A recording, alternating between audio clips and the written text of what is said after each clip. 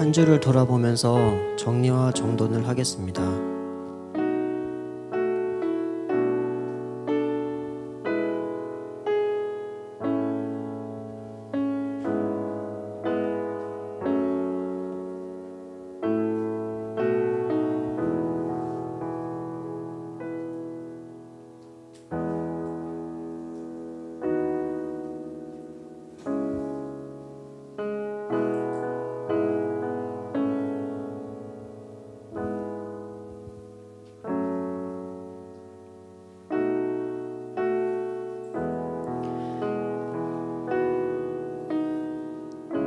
오늘 찬양을 할 때 히브리서를 생각하면서 같이 찬양을 했으면 좋겠습니다. 히브리서 첫 번째 찬양은 히브리서 4장 5장에서 묵상하면서 선곡을 하게 된 찬양인데, 우리의 대제사장은 우리의 연약함을 동정하지 못하실 분이 아니십니다. 그는 모든 점에서 우리와 마찬가지로 시험을 받으셨지만 죄는 없으십니다. 그러므로 우리는 담대하게 은혜의 보좌로 나아갑시다. 그리하여 우리가 자비를 받고 은혜를 입어서 제때에 주시는 도움을 받도록 합시다.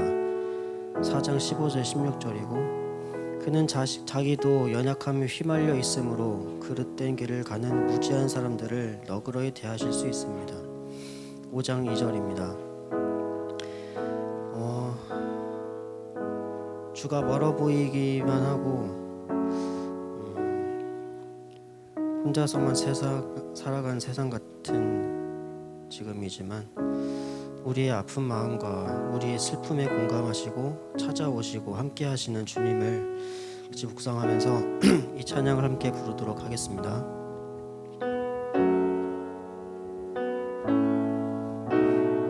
혼자서만 세상을 사는 듯이,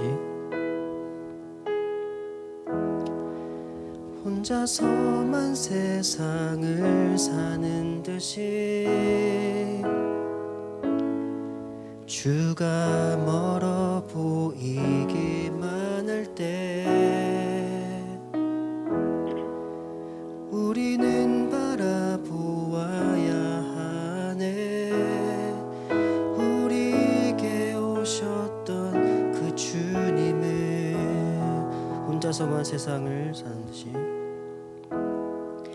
혼자서만 세상을 사는 듯이 주가 멀어 보이기만 할 때 우리는 바라보아야 하네. 우리에게 오셨던 그 주님이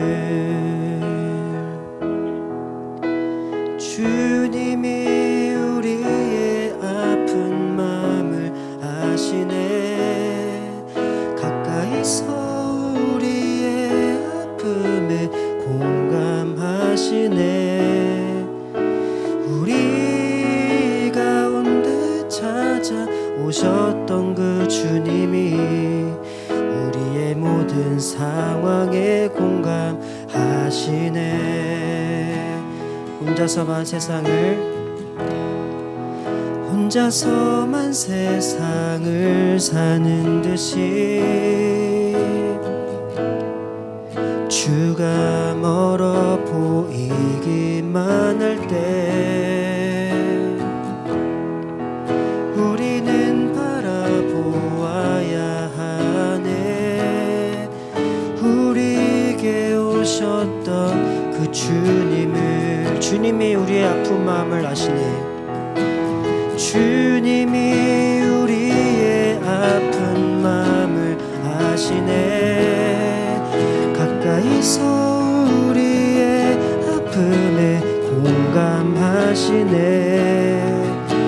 우리 가운데 찾아오셨던 그 주님이 우리의 모든 상황에 공감하시네. 주님이 우리의 아픈 마음을 아시네. 가까이서 우리의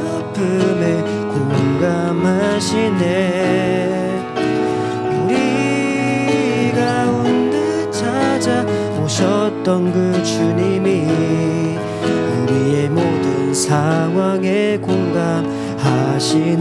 주님이 우리의 아픈 마음을 아시네. 가까이서 우리의 아픔에 공감하시네. 우리 가운데 찾아오셨던 그 주님이 우리의 모든 상황에 공감하시네.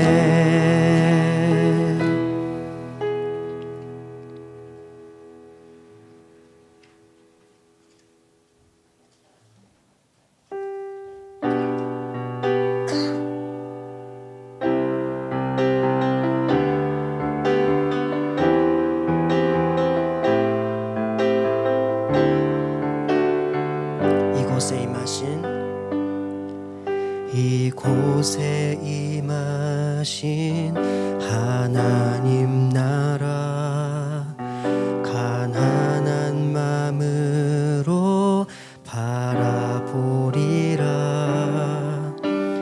먼저 그 나라 그 뜻 구하며 나의 삶들이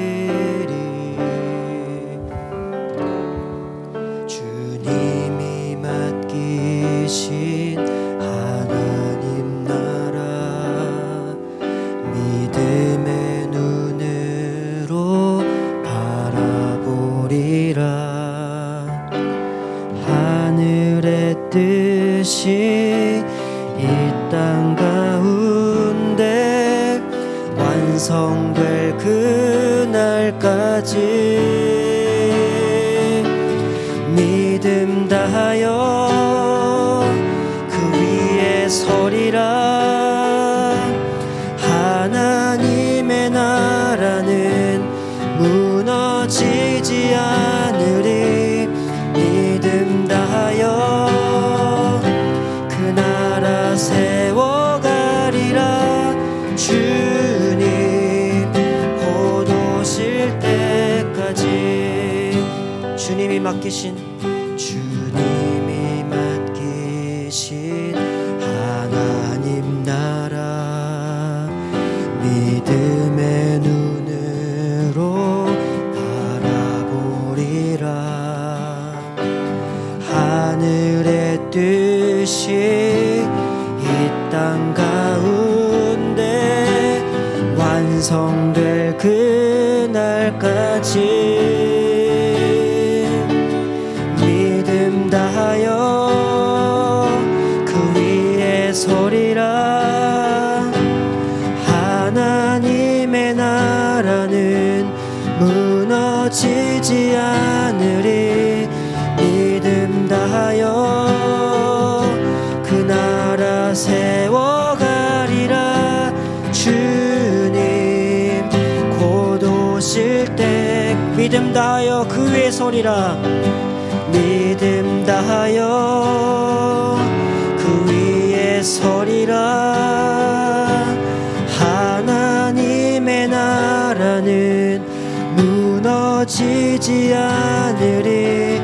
믿음 다하여 그 나라 세워가리라. 주님 곧 오실 믿음 다하여 그 위에 서리라. 믿음 다하여 그 위에 서리라. 하나님의 나라는 무너지지 않으리. 믿음 다하여 그 나라 세워가리라. 주님 곧 오실 때까지.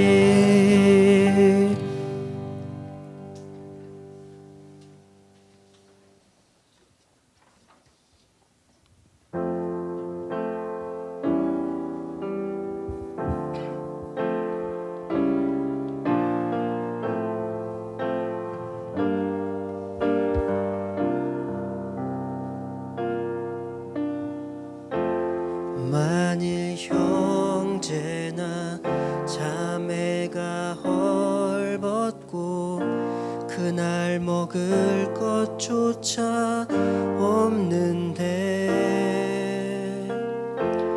평안히 가서 따뜻하게 하고 배불리 먹으라 말만 하고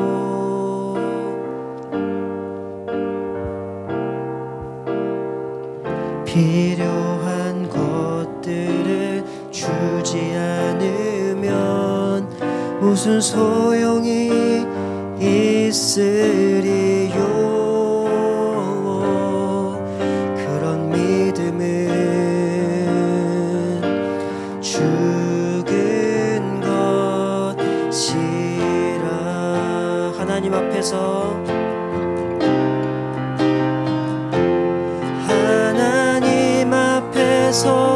깨끗하고 흠없는 경건은 어려움 중에 있는 고아들과 과부들을 돌보아주며 자기를 지켜 깨끗게 하는 것이라.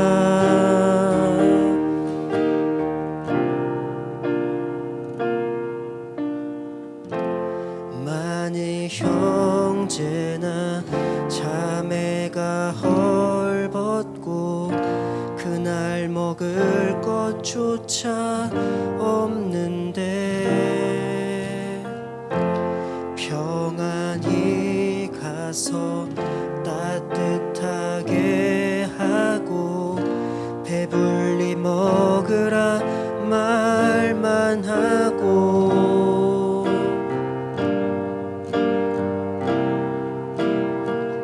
필요한 것들을 주지 않으면 무슨 소용이 있으리요. 그런 믿음은 죽은 것이.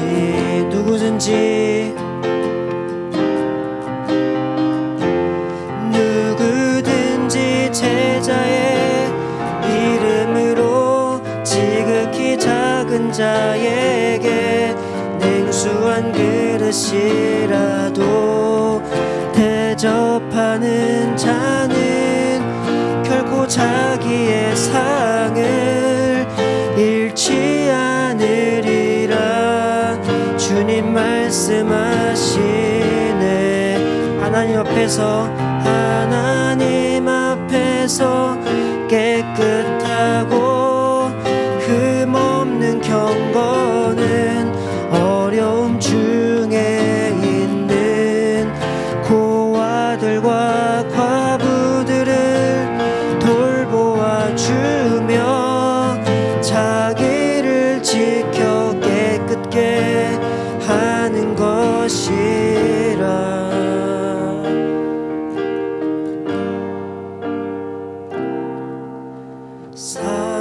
사랑의 나눔 있는 곳에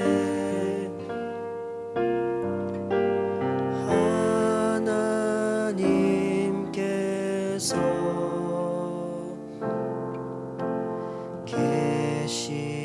계시도다. 사랑의 나눔 있는 곳에 예수님께서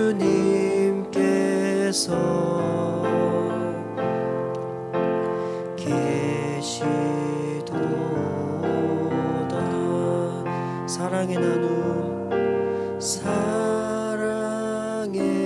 나눔 있는 곳에 성령님께서 성령님 하늘에서 계시도다.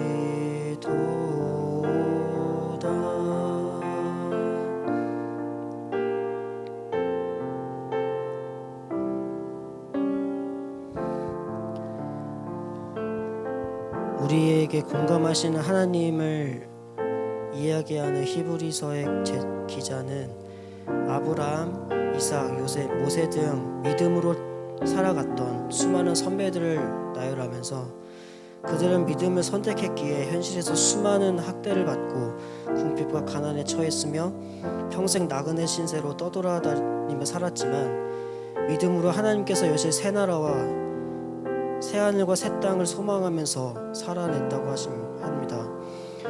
우리도 그 선배들의 수많은 믿음을 뒤따라서 하나님의 약속하신 소망과 그 나라를 기대하면서 하루하루를 살아갔으면 좋겠습니다. 하나님께서 사랑하시는 제사는 선을 행하고 자신의 것을 나누어 주는 것이라고 했습니다. 우리가 나눌 때 하나님 삼위일체 하나님께서 이 땅에 우리의 관계 속에 우리의 공동체 속에 임하실 것을 믿으면서 자기의 것을 나누며 살아갔으면 좋겠습니다. 우리 함께 그러한 삶을 살 수 있도록 함께 기도하겠습니다.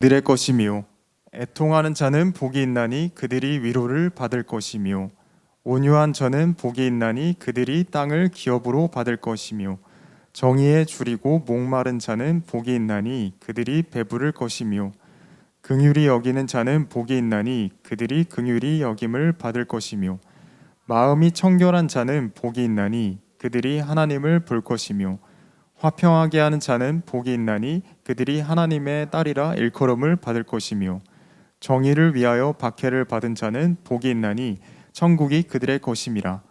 나로 말미암아 너희를 욕하고 박해하고 거짓으로 너희를 거슬러 모든 악한 말을 할 때에는 너희에게 복이 있나니 기뻐하고 즐거워하라. 하늘에서 너의 상이 큼이라. 너희 전에 있던 선지자들도 이같이 박해하느니라.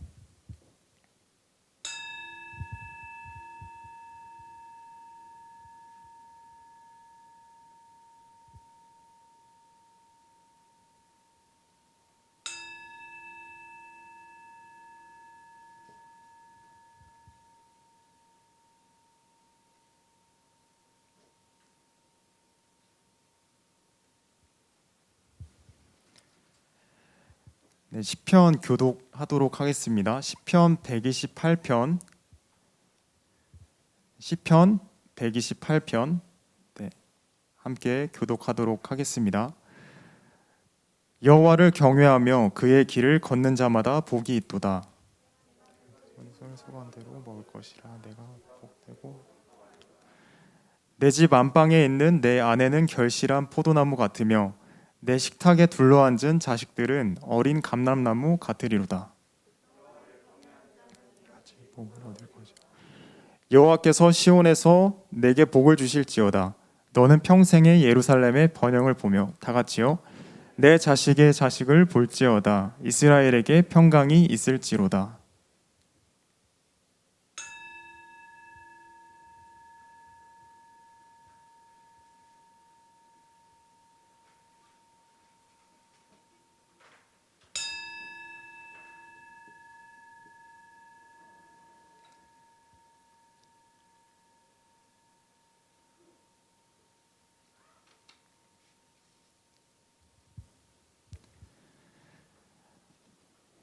네, 안녕하세요. 네, 반갑습니다. 네, 오늘 제가 교회 소식을 전달해 드리도록 하겠습니다. 오늘 깊은 강 세상 속의 그리스도인 두 번째 시즌 두 번째는요. 오늘 4강인 폭력을 심화 토론을 하도록 하겠습니다. 2시 15분부터 4시까지 줌으로 진행을 합니다. 네, 다섯 번째 금요 묵상 나눔은 서양의 모든 지체들이 함께 모여서 삼공부와 말씀 나눔을 하는 공식 모임입니다.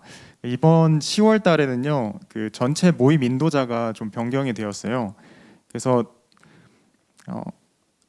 금요 묵상 나눔에 아직 참여하지 못하신 분들이나 좀 참여하기를 원하시는 분들은 또 이 기회에 오셔서 함께 공동체의 언어들을 함께 나누면서 함께 기도하는 시간을 가지면 좋을 것 같습니다.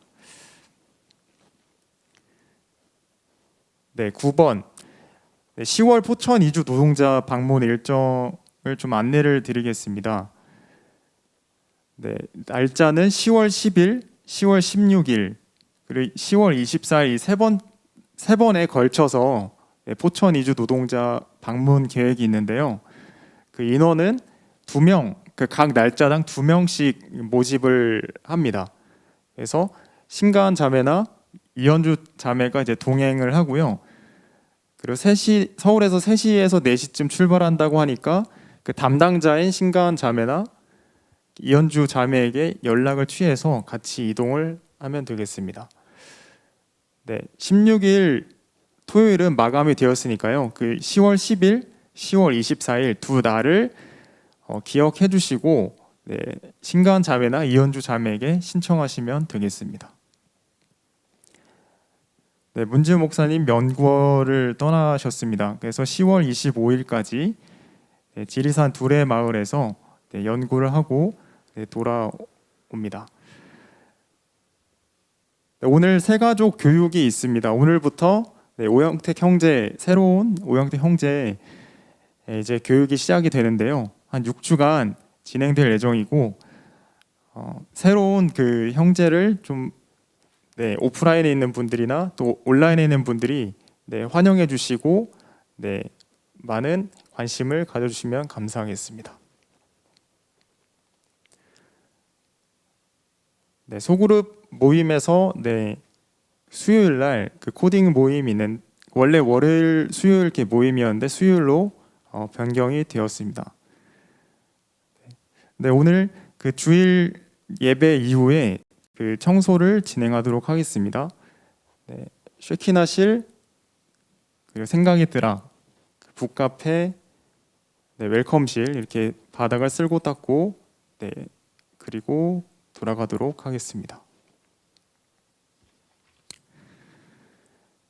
하나님의 말씀 레위기 19장 1절에서 8절 레위기 19장 1절에서 8절 말씀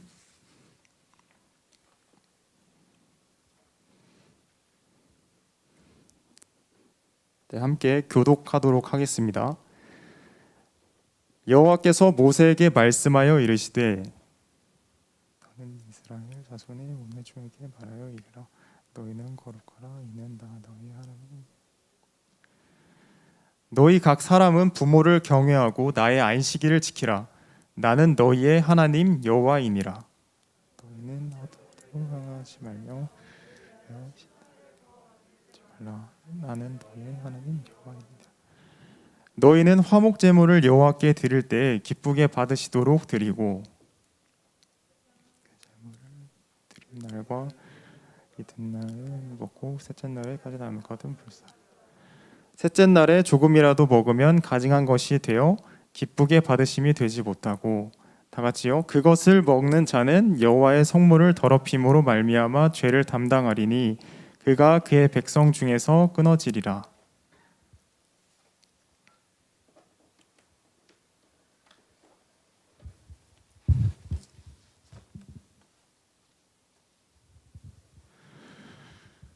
네, 잠깐 기도하도록 하겠습니다. 하나님 아버지, 오늘 10월부터 하나님의 말씀을 통하여서 하나님의 말씀을 듣기 원합니다. 우리가 이 말씀을 들을 때 주님께서 말씀하시고자 하는 것들을 말씀해 주시고 우리가 또 한 주를 살아가면서 이 말씀 안에서 살아갈 수 있도록 주님 도와주십시오. 네, 감사합니다. 예수님의 이름으로 기도드립니다. 아멘. 네, 성경에서 가장 많이 나오는 단어 중에 하나가 바로 거룩이라는 단어입니다. 여러분은 거룩이라는 말을 들을 때 어떤 이미지가 좀 떠오르시나요? 혹시 세상에서 나와 좀 거리가 먼 단어라고 생각이 드시지는 않나요? 어떤 사람에게는 이 거룩이라는 단어는 그래, 나는 하나님의 백성으로 부름받은 그런 존재야 라고 생각을 하면서 자신의 정체성을 떠올리기도 합니다. 또 어떤 사람에게는 이 거룩이라는 단어 자체가 나한테 너무 좀 부담되는 단어인데 라고도 생각할 수 있습니다. 제가 그동안 그 거룩이라는 단어를 좀 경험을 해봤을 때 주로 이런 것들을 이제 행동을 하면 거룩하다, 홀리하네라고 생각을 합니다. 어떤 것들이 있을까요? 네, 이제 친구들이나 이제 밖에서 식사 기도를 할 때, 이 사람은 좀 거룩한 사람이야라고도 하고, 또 예배를 드리지 못할 만큼 바쁘고 어려운 상황인데 예배를 드릴 때, 이 사람 진짜 홀리하다, 거룩하다라고도 많이 얘기를 하죠.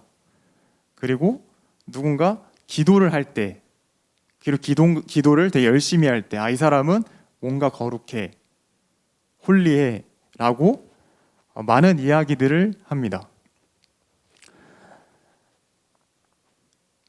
그렇다면 제가 이렇게 알고 있고 경험하고 있는 이 거룩한 모습들이 과연 거룩이라고 규정 지을 수 있을까요?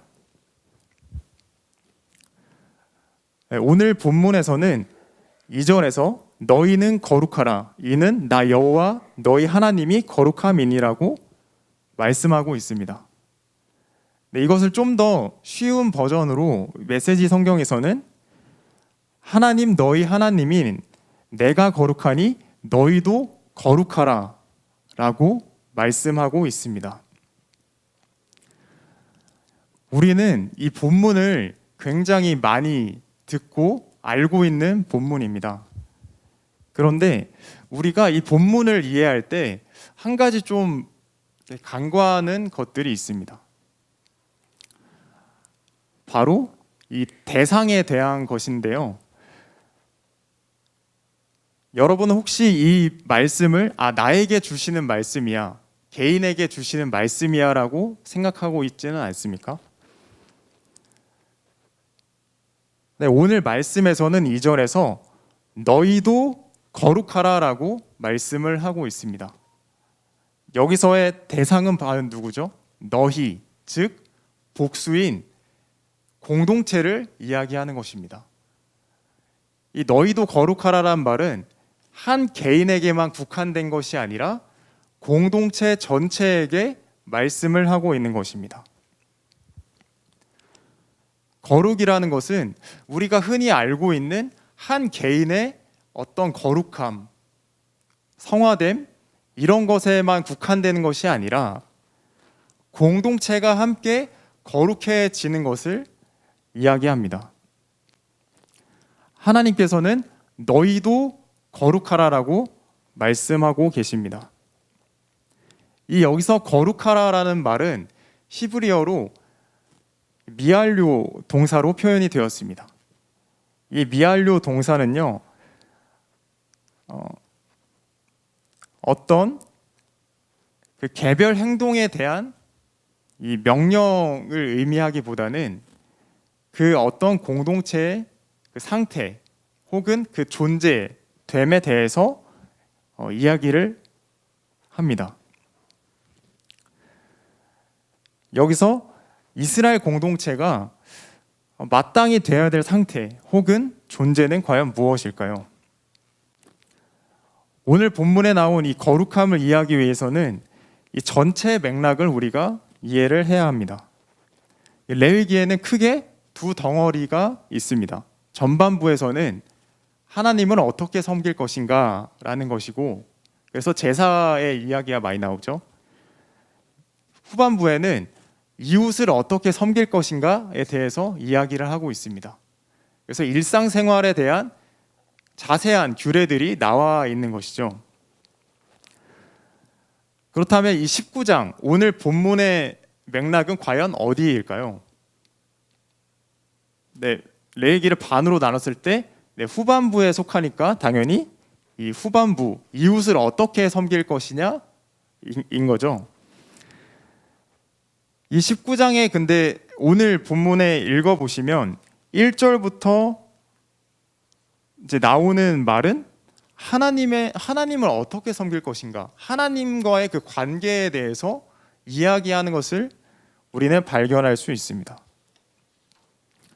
좀 뭔가 이상하다고 생각하지 않으신가요? 분명히 후반부에는 이웃을 어떻게 섬길 것인가에 대해서 얘기를 하고 있는데, 오늘 본문은 하나님을 어떻게 섬길 것인가, 하나님에 대해서 먼저 얘기를 하고 있습니다.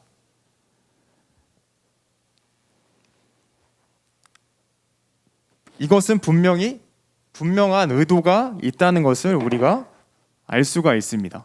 오늘 네 가지를 살펴보면서 하나님께서 과연 이 무엇을 의도하셨는지 함께 말씀을 나누도록 하겠습니다. 첫째로, 이 거룩의 특징은 부모를 경외하는 것입니다. 이 3절에 나오는 이 부모를 경외하라라고 하는 이 표현은 아주 독특한 점이 있습니다. 이것을 히브리어 혹은 영어로 보시게 되면은 mother and father, 어머니와 아버지라고 말하고 있습니다.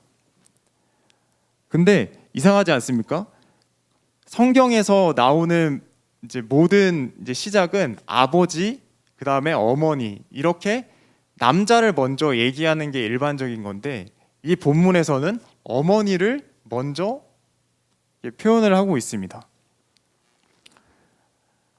그때 당시에 그 성경 당시에 그 가부장적인 사회인 것을 감안했을 때 이것은 굉장히 파격적인 것이라고 할 수 있습니다.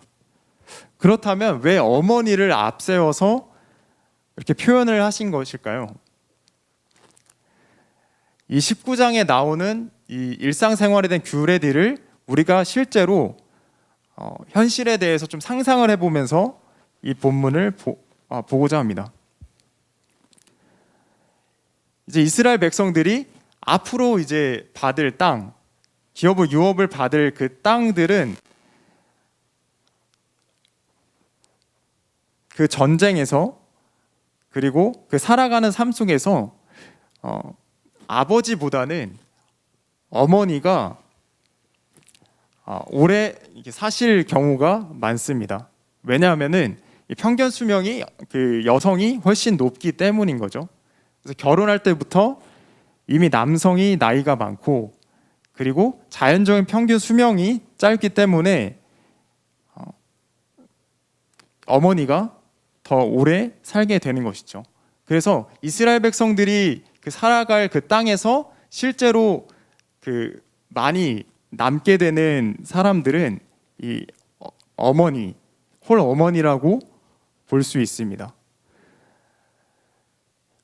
그래서 이 어머니를 앞세워서 이제 강조하게 된 것이죠. 여기서 이 어머니는 이 과부인데 특히 이 늙은 과부는 그때 고대 당시 사회에서도 최약체, 그러니까 최악 계층이라고 볼 수가 있습니다. 그런데 이 최악 계층에게 오늘 말씀에서는 경외하라라고 말하고 있습니다. 이 최악 계층에게 경외하라고 하는 이 말은 좀 이상하지 않습니까? 분명 우리가 그 말씀에서 이 부모님을 공경하라는 말은 있어도 경외하라라는 말은 쉽게 우리가 발견하기가 어렵습니다. 이 경외라는 말은 하나님에게 쓰는 단어입니다. 하나님에게 쓰는 이 경외라는 단어를 지금 부모를 경외하라라고 이제 하는 것이죠. 이 부모를 경외하라는 것은 즉 우리 주변에 있는 일반 사람들, 우리 주변에 있는 그런 정말 최약체와 같은 그 약자들을 잘 돌보고 책임지라는 뜻인 겁니다. 그래서 이 거룩이라는 것은 단지 한 개인의 어떤 그런 그 홀리한 모습들, 홀리한 행동들이 아니라 우리 주변에서, 우리 공동체에서 소외받고 있는 이 약자들을 돌보고 책임지라는 뜻입니다.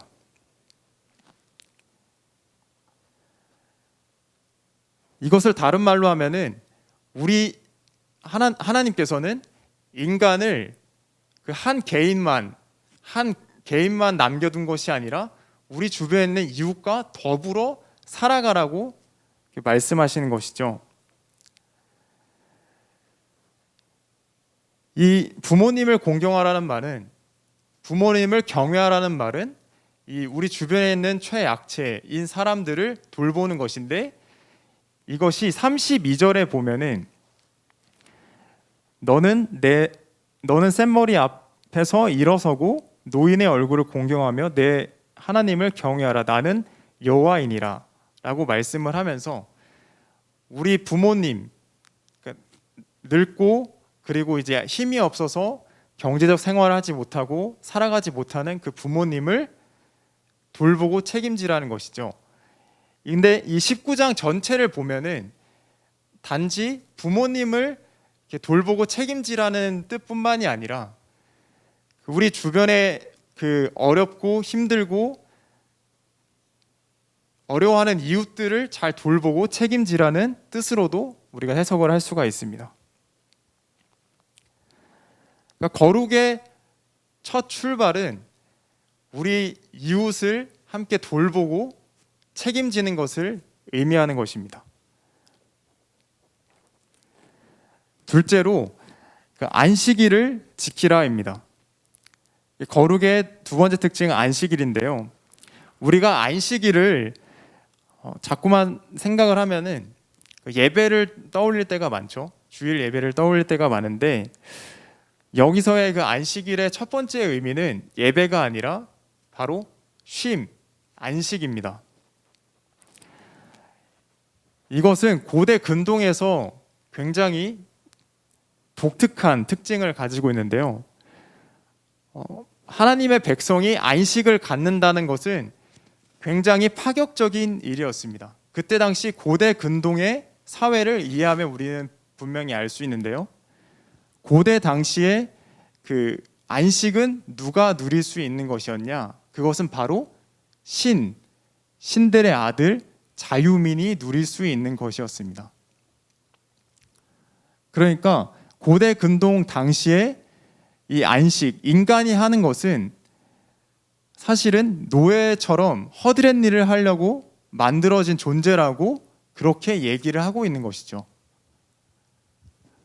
근데 이에 반면에 성경은 안식일은 우리 하나님의 백성이 누리는 것이다. 하나님 백성은 그 안식을 취할 수 있는 것이라고 말하고 있습니다. 그럼 그때 당시에 고대 근동 당시에 그럼 쉬는 것은 어떻게 했느냐라고 질문이 들 수가 있습니다. 고대 근동 당시에 그 안식일과 유사한 개념인 이 사파투라는 개념이 있는데요. 이 사파투는 재앙의 날이라는 뜻입니다. 이 날은 귀신들이 땅에서 올라와서 사람들을 죽이거나 괴롭히는 일을 하는 날입니다. 그러니까 인간들은 어디 밖에 나갈 수가 없는 것이었죠. 즉 신들의 아들이나 자유민이나 왕의 자녀만이 누릴 수 있는 게 바로 안식이었던 것이죠. 그럼 이날에 신의 아들이 아니고 자유민이 아니고 왕의 자녀가 아닌 나머지 사람들은 어떻게 했을까요? 그 사람들은 바로 벌벌 떨면서 두려움에 빠져서 내가 지은 죄는 없는 것인가 참회를 하면서 그 시간을 보냈습니다. 이것은 참된 의미에서 안식이 아닌 것이죠. 그런데 성경은 하나님의 백성이면 누구나 안식을 취하라고 합니다. 이 출애굽기 20장에 나오는 그 10계명의 안식일의 개념을 보면은 그 대상의 범위가 인간, 그리고 노예, 그리고 동물들까지 향하고 있는 것을 알 수가 있습니다. 그러니까 안식이라는 것은 한 사람만의 누리는 것이 아니라 소외받고 힘들고 어려운 사람들까지도, 그리고 쉴 수 없는 사람들까지도, 그리고 심지어 동물들까지도, 동식물들까지도 쉼을 같이 누리는 것입니다. 이 안식일은요, 하나님의 영광을 우리가 기억을 하고 우리 모두가 안식을 누릴 수 있다는 것을 기억하는 것이 바로 이 안식일의 개념인 것이죠.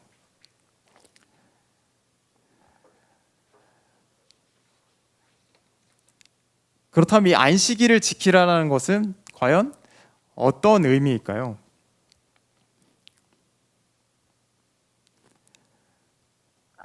이것을 다른 말로 하면 거룩은 쉼을 누리지 못하는 소외된 이들과 그리고 심지어 그 피조물, 동물들까지도 함께 쉼을 누리는 것이라고 할 수 있습니다.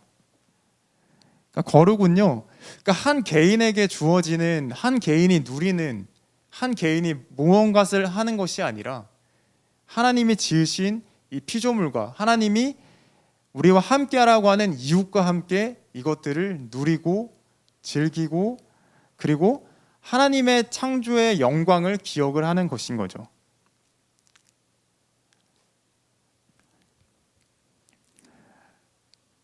네, 셋째로 우상 숭배 금지입니다. 이 우상들은요, 그 금과 은으로 만들어지는 것을 볼 수가 있습니다. 그래서 이 우상들을 우리가 만들게 되면은 그렇죠? 이 4절에 보시면 너희는 헛된 것들에게로 향하지 말며 너희를 위하여 신상들을 부어 만들지 말라라고 말씀을 하고 있습니다. 이 헛된 것들 그 뒤에 나오는 단어인 이 너희를 위하여라는 그 단어를 주목을 해야 됩니다. 이 우상 숭배의 본질은 너희를 위하여 만드는 어떤 대상인 것입니다. 즉, 나 자신을 위한, 나의 자신의 욕망과 탐욕을 위한 이 수단이 바로 우상 숭배인 것이죠. 이를 잘 보여주는 예가 가나안 땅에서 벌어진 인신 제사를 보면 우리가 알 수 있습니다.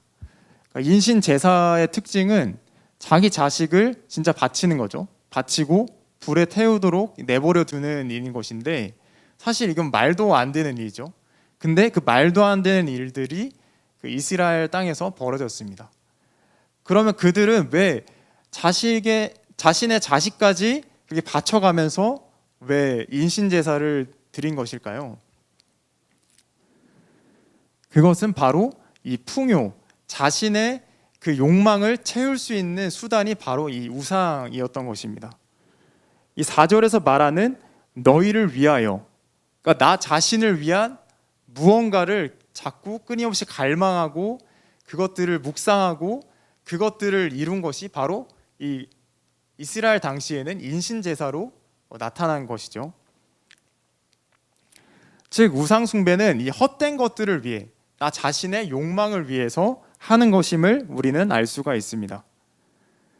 자기 자식까지도 바치는 이 엄청난 욕망이 사로잡는 것이 바로 이 우상 숭배라고 할 수 있는 것이죠. 만약 우리가 어떤 것에 뭔가 갈망하고 어떤 것에 의지하고 어떤 것에 계속 쫓는 그런 마음들이 있다면 한번 그것이 무엇인가를 한번 성찰해 봐야 합니다. 이 19장 앞뒤 18장과 20장을 보면 여러 가지 금지된 명령들이 나옵니다. 특히 이 성에 대한 이야기가 많이 나오고요. 그리고 그 외에도 여러 가지 금지 명령들이 나오는데 이것은 자기 욕망화를 하는 것을 방지하기 위해서 이 명령들이 주어진 것입니다. 굉장히 디테일하게 나와 있는 것을 볼 수 있는데요. 이 우상 숭배는 이웃보다도 자기 자신에게 초점을 맞추는 경향들이 있습니다. 하나님께서는 분명히 부모를 경외하라고 처음 말씀을 하셨죠. 이것은 이웃을 돌보고 책임지라는 것으로도 해석을 할 수 있다고 앞서 말씀드렸습니다. 이 우상 숭배는 이웃이 초점에 맞춰지지 않습니다. 이웃은 오로지 자신에게만 초점이 맞추는 것이죠. 하나님은 하나님의 백성이라면 그 하나님이 약속하신 그 거룩한 땅에 약속의 땅에 들어갈 때 그냥 땅에 들어가는 것을 원하지 않으셨던 것이죠. 하나님을 경외하는 것, 하나님의 경외하는 것이 바로 이웃들에게 드러나는 것이죠. 하나님은 그 전시 백성인 하나님 나라 백성을 부르시고 그들이 정의와 공도의 삶, 이웃을 내 몸과 같이 사랑하는 삶, 내 필요를 다른 사람의 필요를 채워주는 그 삶을 살기를 원하셨던 것이죠. 그런 의미에서 우상 숭배는 이스라엘 백성들에게 굉장히 치명적이라고 할 수 있습니다.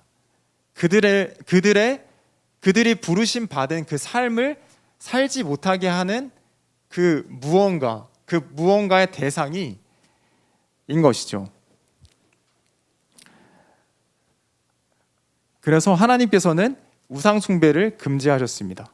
그래서 거룩은 자기 욕망을 상대화하고 하나님과 이웃에게 초점을 맞추는 것입니다. 네 번째로 화목제에 대한 규정이 나옵니다. 네, 화목제 이 규정에 대해서 좀 약간 낯설 수도 있는데 이 화목제물은 이 5절에서 8절을 보시면요. 하나님께 제물을 드리고 3일이 될 때 3일째 되는 날에는 하나님께 드린 그 제물을 다 먹어야 되는 것이 나옵니다. 이 화목제는 정말 특별한 제사인데요. 이 제사는 이 하나님께 드린 제물을 이 마을 공동체와 함께 먹게 되어 있었습니다.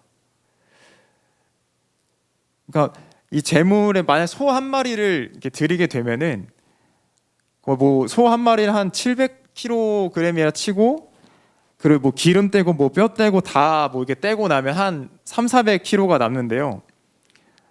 우리가 보통 식당에서 한 150g을 1인분이라 치면은 한 2000에서 2500 인분의 그 고기가 나오는 것을 우리가 확인할 수가 있습니다. 그러니까 한 사람이 소 한 마리를 드렸을 때 이틀 안에 이것을 다 먹으려면은 혼자서 가족끼리 절대 먹을 수가 없겠죠. 이 화목제는 즉 개인과 가족의 그 안녕을 누리는 것, 만족을 누리는 것이 목적이 아니었던 것이죠. 하나님과 화목한다는 것은 이 이웃들과 더불어서 화목하다라는 것을 나타내는 것이죠.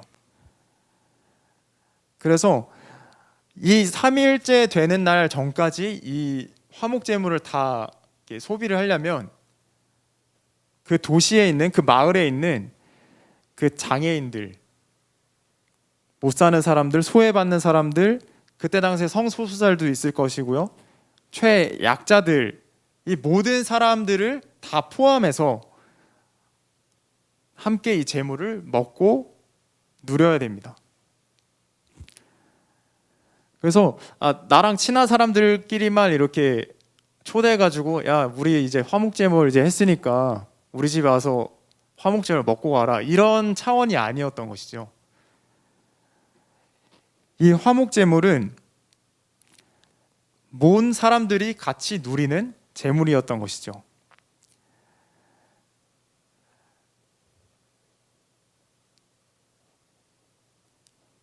그래서 오늘 말씀에서 8절에 보시면 그 3일째 그것을 3일째 그 남은 그 제물을 먹으면 그의 백성 중에서 끊어진다라고 말씀을 하고 있습니다.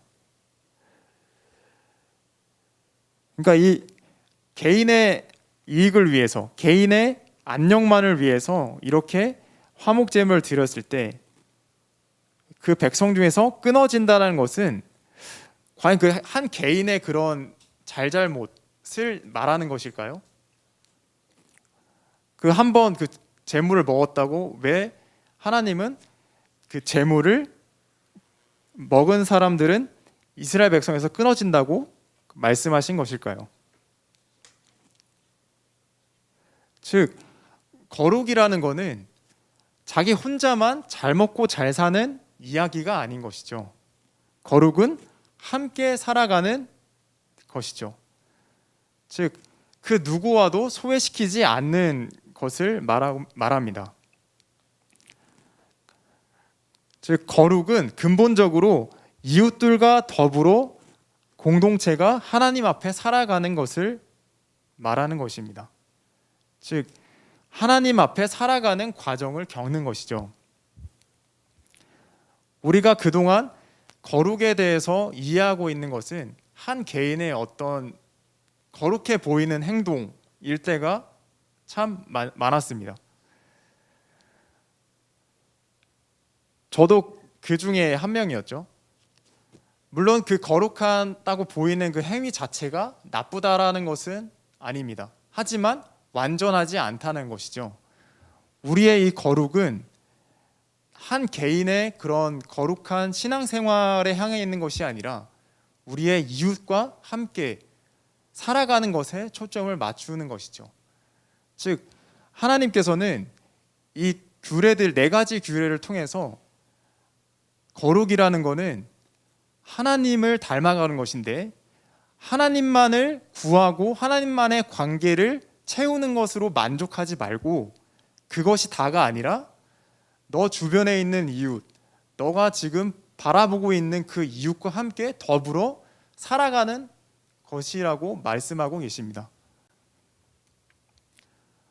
즉 거룩이라는 것은 하나님께만 그 관계를 초점을 맞추는 것이 아니라 이웃과 함께 가는 것에 초점에 맞춰져 있는 것입니다.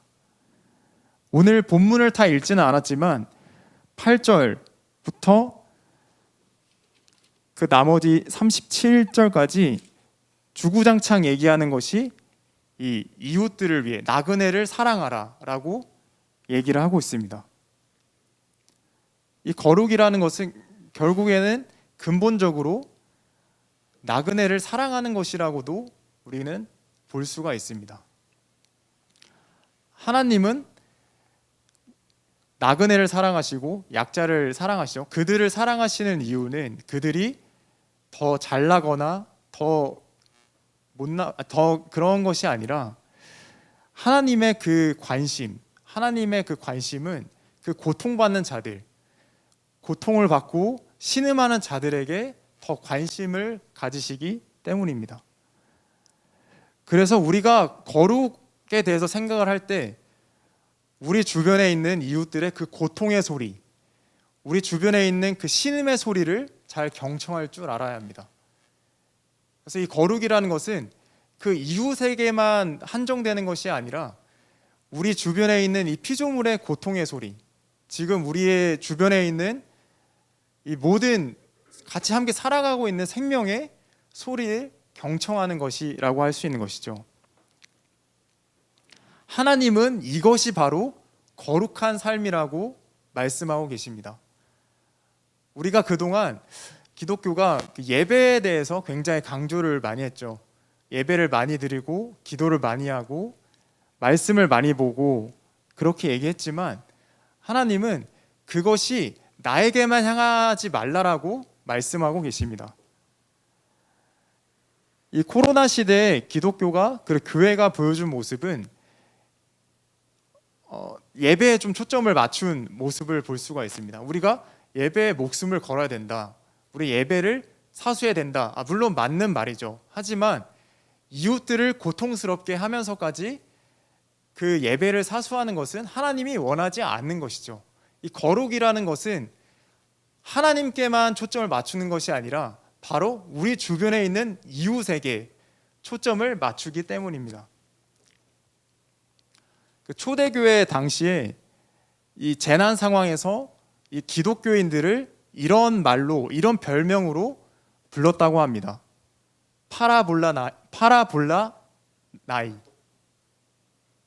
이것을 해석하면은 위협을 무릅쓴 자들이라는 뜻입니다. 초대교회 사람들은 이 거룩의 개념을 하나님께만 초점을 맞추지 않았습니다. 이 재난의 상황에서 내 주변에 있는 이웃들, 그때 당시에 그 의료 체계가 마비되고 국가가 그 수많은 그 소외받는 사람들을 내버려 두었을 때 그때 나선 것이 바로 초대 그리스도인이었던 것이죠. 그들은 거룩을 하나님께만 예배드리는 것이라고 말하지 않았습니다. 그들은 위협을 무릅쓰면서 이웃을 향해 있는 삶을 사는 것이 바로 거룩이라고 얘기를 했던 것이죠. 오늘날 교회와 좀 사뭇 다르지 않습니까? 오늘날 교회는 이 교회에서 예배 드리는 것만에 초점을 맞춰서 이웃에게 향하지 않는 모습들을 볼 수가 있습니다. 그런데 우리가 맨날 초대교회라고 얘기를 하면서 정말 초대교회가 그토록 지키고 했던 그 정신이 무엇인지를 우리는 기억해야 하는 것이죠. 오늘 말하는 이 거룩이라는 것을 이웃들을 돌보라고 하는 이 말, 즉 사회적 약자들, 인간과 더불어 살아가라고 하는 말은 고대 근동 어떤 문서에도 나와 있지 않죠. 성경만이 그 인간과 더불어 사는 삶, 하나님 앞에서 모두가 그 평등한 삶을 얘기하고 있습니다. 즉 하나님의 형상으로서 살아가는 삶에 대해서 성경만이 얘기하고 있는 것이죠. 이웃을 사랑하는 것, 이웃을 하나님의 이름으로 섬기는 것이 바로 우리 교회의 정체성이자 우리의 모습이어야 합니다. 우리의 모습이 그저 예배 드리는 자로, 난 예배만 드리면 돼. 나는 가족 모임까지만 하면 돼. 나는 뭐뭐까지만 하면 돼. 안주하고 머무르는 것을 허용하지 않는 것이죠. 거룩이라는 것은 무엇에 머물지 않고 그 방향이 이웃을 향하는 것을 말하는 것이죠.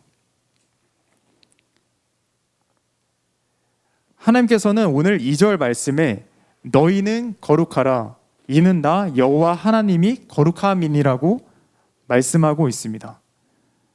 하나님은 이웃을 향한 그 공동체를 원하십니다. 이웃의 고통에 그리고 신음하는 소리에 반응하는 그런 공동체를 원하시는 것이죠. 예배만 드리는 공동체가 아니라요.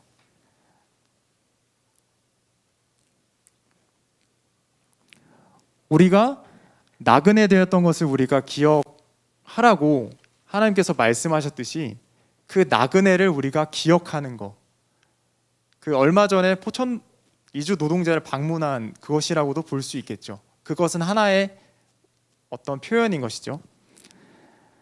그렇게 우리 주변에 있는 나그네, 우리 주변에 있는 이웃을 우리가 기억하는 것, 그것이 바로 거룩함의 첫걸음인 것이죠. 오늘 하나님께서 말씀하십니다. 너희는 거룩하라 이는 나 여호와 너희 하나님이 거룩함이니라 라고 말씀하십니다. 우리가 이 하나님의 부르심 앞에 반응하며 나아갔으면 좋겠습니다. 네, 오늘 말씀을 기억하며 말씀에서 샘솟는 기도를 드리도록 하겠습니다.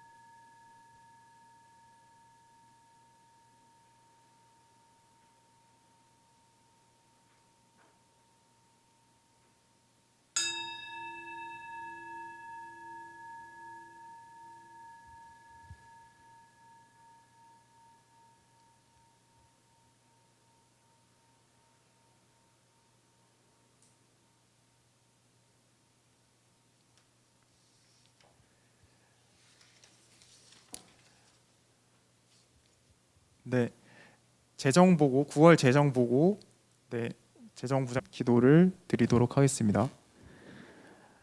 성취와 자기 중심성을 버리고 심령이 가난한 공동체가 되게 하소서.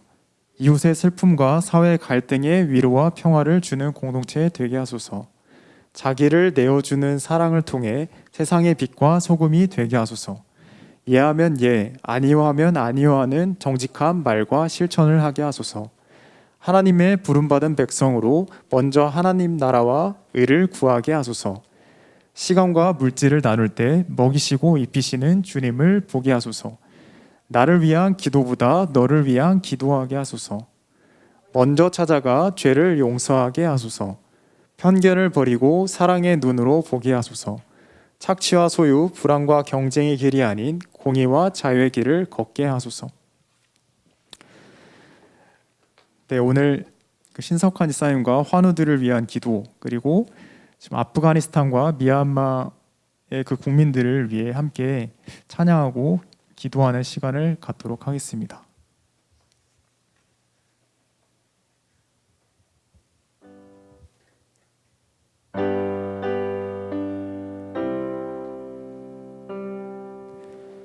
어둠 후에 빛이 오며 바람 분 후에 잔잔하고 소나기 후에 햇빛 나며 수고한 후에 쉼이 있네. 연약함 후에 강건하며 애통한 후에 위로받고 눈물 난 후에 웃음이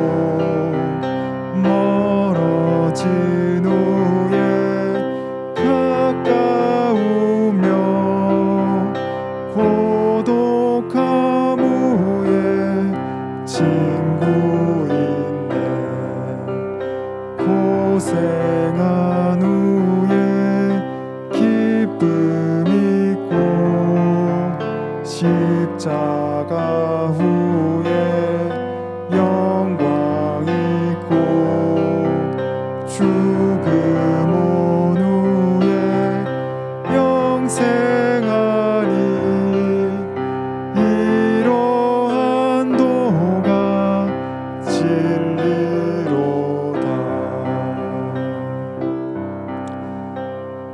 네, 신석가니스님과 환우들을 위해서, 그리고 지금 고통 중에 있는 그 아프가니스탄 사람들과 그리고 미얀마 사람들, 그리고 한국 가운데 수많은 그 신음하는 사람들을 우리가 기억하며 함께 그들을 생각하며 기도하도록 하겠습니다. 함께 기도하시겠습니다.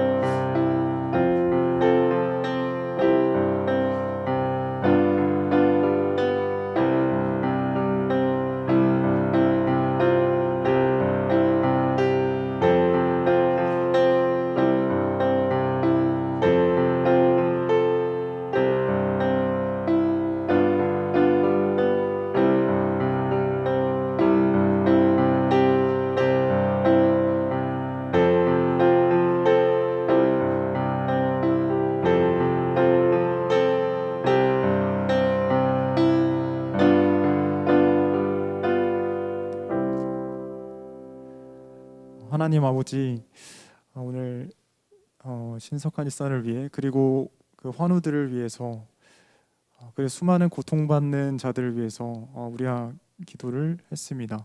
하나님께서 우리의 기도를 들으신 줄 압니다. 하나님 아버지, 우리의 거룩이, 우리의 예배, 하나님께만 초점을 맞추는 것이 아니라 이 고통받는 자들, 신음하는 자들을 향해서 우리가 있게 하여 주십시오. 그것이 거룩한 삶이라고 오늘 말씀에서 우리가 들었습니다. 우리가 하나님의 형상된 자로, 하나님의 형상으로 살지 못하는 이들을 우리가 기억하고 그들을 찾아가고 그들을 위해서 함께 기도합니다. 하나님, 우리 가운데 정말 서로 향하는 우리의 서양의 우리의 가치가 우리의 공동체뿐만이 아니라 우리 주변에 있는 이웃에게까지 이르를 수 있도록 주님 도와주십시오. 예수님의 이름으로 기도드립니다. 아멘. 오늘 예배는 주기도문으로 마치도록 하겠습니다. 하늘에 계신 우리 아버지여, 이름이 거룩히 여김을 받으시오며 나라의 마옵시며 뜻이 하늘에서 이루어진 것 같이 땅에서도 이루어지이다.